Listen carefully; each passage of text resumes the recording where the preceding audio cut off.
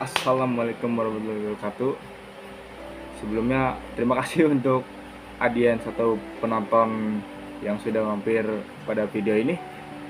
Pada kali ini kita akan membahas tentang materi kalimat efektif dalam penulisan. Sebelum kita memulai isi video ini, saya perkenalkan diri dan saya adalah Fadil Maulana Sidik. Halo, perkenalkan nama saya Zaskia Putri Pamungkas. Halo, perkenalkan nama saya Ira Pakuli. Baik, saya akan menjelaskan pengertian dari kalimat efektif. Kalimat efektif adalah kalimat yang mampu menyampaikan gagasan penulis atau pembaca secara jelas, padat, dan tepat, sehingga dapat dipahami pembaca sesuai maksud yang sebenarnya. Selanjutnya ada jenis-jenis kalimat efektif dan kalimat tidak efektif. Kalimat efektif ini memiliki 3 poin penting. Yang pertama adalah kalimat argumentasi. Kalimat argumentasi ini digunakan untuk menyampaikan pendapat. Keefektifan sangat penting agar argumen tidak disalahartikan dan dapat diterima oleh pembaca. Lalu yang kedua adalah kalimat penyampaian ide atau gagasan. Ini berfungsi untuk menyampaikan ide agar dapat dipahami dengan baik. Jika tidak efektif, pembaca akan gagal menangkap maksud sang penulis. Yang ketiga adalah kalimat formal. Ini digunakan dalam konteks resmi. Harus mengikuti kaidah tata bahasa Indonesia yang baku agar diterima dengan baik. Lalu ada kalimat tidak efektif. Kalimat tidak efektif ini pun memiliki 12 poin. 12 poin penting itu adalah: yang pertama, struktur kalimat tidak tepat. Yang kedua, tidak paralel. Yang ketiga, bertele-tele. Yang keempat, tidak berpadu. Kelima, kurang logis. Keenam, kontaminasi. Ketujuh, pleonasme. Kedelapan, tidak ada subjek. Kesembilan, penggunaan kata depan tidak perlu. Kesepuluh, kesalahan nalar. Kesebelas, kesalahan pembentukan kata. Lalu yang ke-12 adalah pengaruh bahasa asing. Baik, di sini ada beberapa penyebab kalimat yang tidak efektif. Yang pertama, struktur pembuatan kalimat yang tidak efektif. Ketidakjelasan subjek dan predikat. Penggunaan kata depan yang tidak perlu di depan subjek. Yang kedua, kalimat yang tidak terpakai.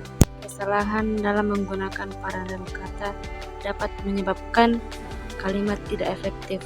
Terakhir, kalimat yang bertele-tele.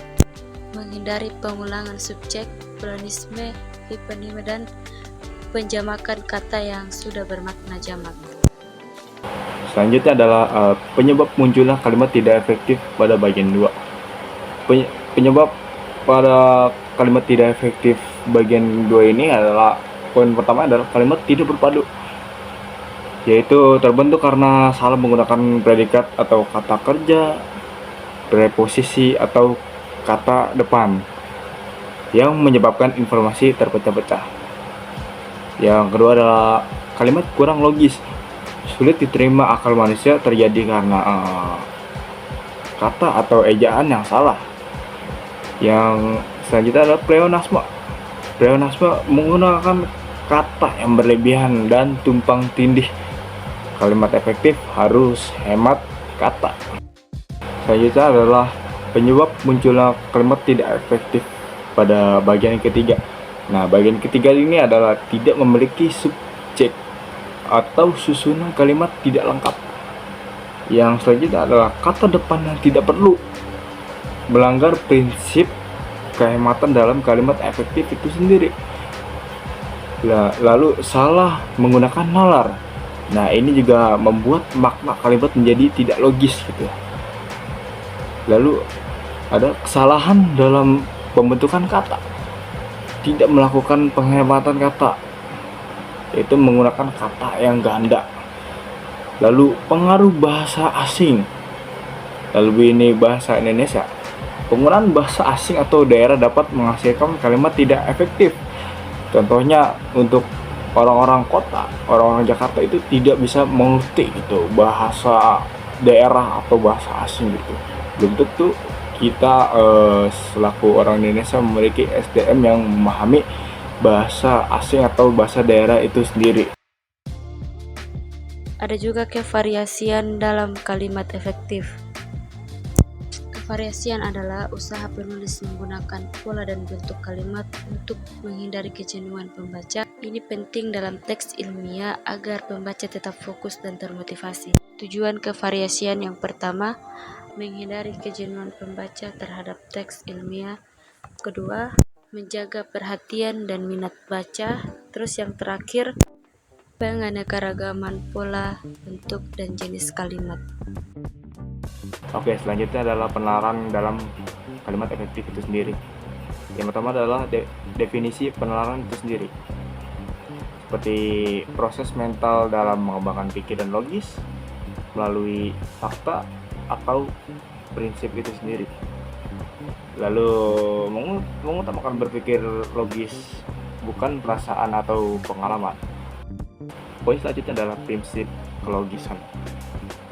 Prinsip kelogisan melibatkan ide kalimat dapat diterima oleh akal dan penulisnya sesuai ejaan. Lalu informasi proporsi kalimat dapat diterima oleh akal atau nalar itu sendiri. Lalu didukung oleh ketegasan diksi dan bentukan kata. Poin selanjutnya adalah hubungan logis. Hubungan logis terbagi menjadi 3. Yang pertama adalah koordinatif, korelatif, dan subordinatif. Dan koordinatif itu sendiri adalah hubungan antar bagian kalimat majemuk. Dan korelatif adalah bagian saling kait antar bagian kalimat. Dan poin terakhir yaitu subordinatif, hubungan ketergantungan antar induk kalimat dan anak kalimat. Pada slide selanjutnya adalah kecermatan dalam kalimat efektif. Jadi prinsip kecermatan itu sendiri menurut saya adalah proses pemilihan penggunaan kata yang cermat dan tepat, lalu tidak menimbulkan arti ganda dan ambigu. Selanjutnya adalah sangat tergantung pada pemilihan diksi yang sesuai dengan maksud dan tujuan. Selanjutnya adalah kesalahan umum dalam kalimat. Yang pertama adalah kalimat kontaminasi atau rancu. Susunan kalimat yang menurut saya kacau karena pembentukan yang kurang tepat dari 2 kalimat yang benar. Selanjutnya adalah ketidakjelasan unsur subjek dan predikat. Kalimat tidak efektif jika menurut saya jika subjek tidak jelas atau tidak ada gitu. Selanjutnya adalah gejala pleonasme, penggunaan kata yang berlebihan. Contohnya, para tamu-tamu mulai datang ke pesta ini. Jelas itu adalah bagian yang salah. Mengapa salah? Berikut adalah bagian benar. Para tamu mulai datang ke pesta itu. Jadi tidak menggunakan kata tamu berulang kali atau menjadi ganda gitu. Selanjutnya adalah penggunaan kata yang salah. Penggunaan kata yang salah itu adalah penyebab kesalahan umum dalam kalimat. Penggunaan kata yang salah itu ada contohnya.